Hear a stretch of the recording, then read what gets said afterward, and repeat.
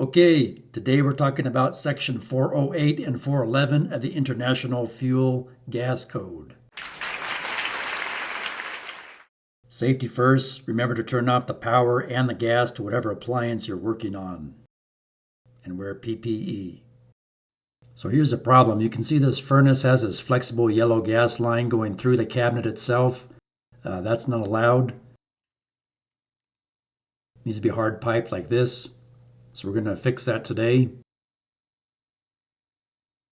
So hard piped out of the cabinet from the gas valve to the outside of the furnace cabinet needs to be hard piped.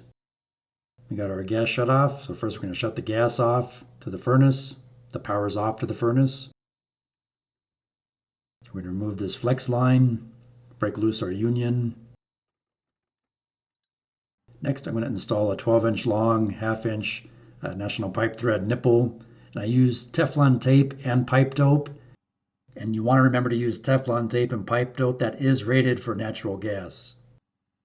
And you want to use 2 wrenches like this, one to hold back against the gas valve and the other one to tighten the pipe nipple into the gas valve. Then I will install the black pipe T, again with pipe dope and tape. Then a nipple, reconnect my union, again pipe dope and tape and all my joints or my connections. Then my sediment trap with a cap. The International Fuel Gas Code requires that, as do most installation instruction manuals if you read the instruction manuals for the appliance you're installing. Now I'll turn the gas on and I'm going to spray bubble leak detector on every single threaded connection and check for any leaks. If I see any bubbles form, I have a leak and I'll have to fix that. But as you can see, we're not developing any bubbles, so this furnace is good to go. Always check with your local authority having jurisdiction for specific installation instructions in your area. Some jurisdictions may allow you to use these flexible gas connectors outside of the furnace cabinet like you see here. But again, you never want to have that flex connector going through the cabinet itself.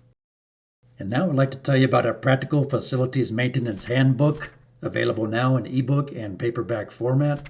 It has common facilities documents, signage, tags, resource and training material, as well as common shop equipment drawings that you can use to fabricate shop equipment for your facility.